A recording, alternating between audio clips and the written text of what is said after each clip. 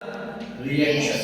Chemical properties of alkyl halide. Alkyl halide की chemical property के बारे में पढ़ रहे हैं और उसमें 5 प्रकार की रिएक्शन में पहले पढ़ा चुका।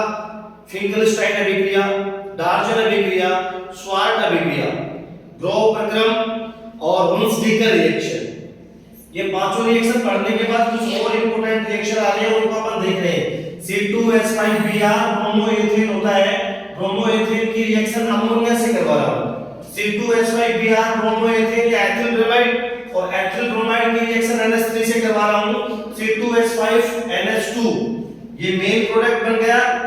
2 कार्बन एथिल ग्रुप होता है और एमाइन से जुड़ा है तो एथिल एमाइन बन गया और हाइड्रोजन ब्रोमाइड लास्ट में बीच हो गया। दूसरी रिएक्शन C2H5Br 2H, यानी कि इसमें रिडक्शन हो रहा है। क्या हो रहा है बच्चों?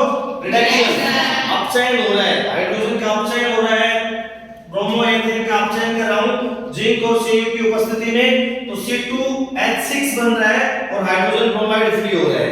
C2H6 को खोल के दिखाऊं, CH3 यही है। 2 कार्बन 6 हाइड्रोजन, बोलो 2 कार्बन 6 हाइड्रोजन। नाम बनाना चाहे तो 2 कार्बन के लिए होता है H और सिंगल बॉन्ड के लिए हो जाएगा एन, एथेन बन गया है।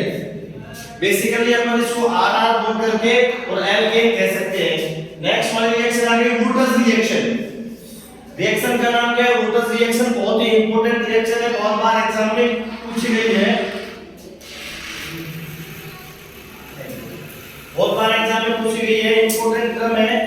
देखना इधर वुडर्स और वुडर्स फिटिंग 2 आएंगी। वुडर्स और वुडर्स फिटिंग 2 आएंगी। पहले वुडर्स के डाउट क्लियर करने फिर फिटिंग देखेंगे। C2H5Br ब्रोमोएथेन, यस सर, 2Na, फिर C2H5Br, C2H5Br ब्रोमोएथेन सोडियम मेटल से रिएक्शन कर रहा है, फिर ब्रोमोएथेन। बहुत ही इंपॉर्टेंट है, ध्यान से समझने की कोशिश करना। ड्राई ईथर की प्रेजेंटेशन में रिएक्शन हो रही है, C2H5 बन गया और एथिल ब्रोमाइड या ब्रोमो सोडियम ब्रोमाइड बाहर निकल गया। इसको देखें तो 2 और 4 कार्बन हो गए, बोलो डाइएथेन या ब्यूटेन बन गया है। 4 कार्बन हो गए ना, और 4 कार्बन के लिए ब्यूटेन, यहां पर इसको एल्केन बोल सकते हैं। क्या बोल सकते हैं? एल्केन। नेक्स्ट रिएक्शन है फ्रैंकलिन रिएक्शन। इस रिएक्शन को वापस क्लियरफाई कर रहा हूं, देखिए डियर, C2H5Br 2Na C2H5Br। इसको दूसरे तरीके से लिखना चाहूं तो C2H5Br 2Na, और इसको 2 बार लिखने की जरूरत नहीं, इसी के आगे 2 लगा दो। यस या नो? C2H5Br के 2 मॉलिक्यूल हो गए, उनको आगे 2 लगा दिया।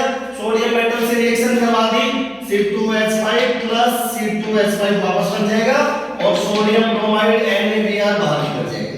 ये भी फिटिंग रिएक्शन है, वुडर्स रिएक्शन। कौन सी रिएक्शन है? अगली है फ्रैंकलिन रिएक्शन। C2H5Br 2Zn, कोई ब्रोमोएथेन के 2 मॉलिक्यूल जिंक मेटल से रिएक्शन कर रहा है, ZnBr2 डाइब्रोमो J8 और C2H5 का whole twice Zn diethyl zinc बन रहा है। नेक्स्ट है मैग्नीशियम के साथ reaction, so very important reaction. C2H5Br, बोलो ब्रोमो, ब्रोमोएथेन है और ब्रोमोएथेन के 2 मॉलिक्यूल है। ब्रोमोएथेन के कितने मॉलिक्यूल हैं? 2 बोल बन रहे हैं। सोडियम मेटल से रिएक्शन कर रहा है, पहला वाला रिएक्शन है C2H5Br, तो मैग्नीशियम से रिएक्शन कर रहा है, मैग्नीशियम मेटल है। Mg क्या होती है? मैग्नीशियम ब्रोमोएथेन, मैग्नीशियम मेटल से रिएक्शन कर रहा है ड्राई ईथर की उपस्थिति में।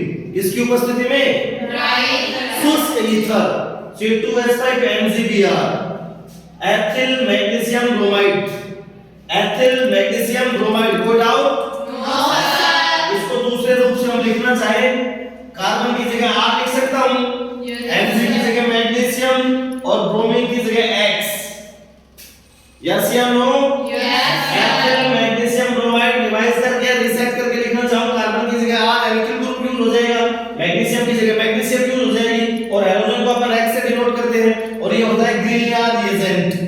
ग्रिग्नार्ड अभिकर्मक का सूत्र होता है। कार्बन की संख्या कितनी भी बढ़ सकती है, ग्रिग्नार्ड रिएजेंट ही रहेगा। Any doubt?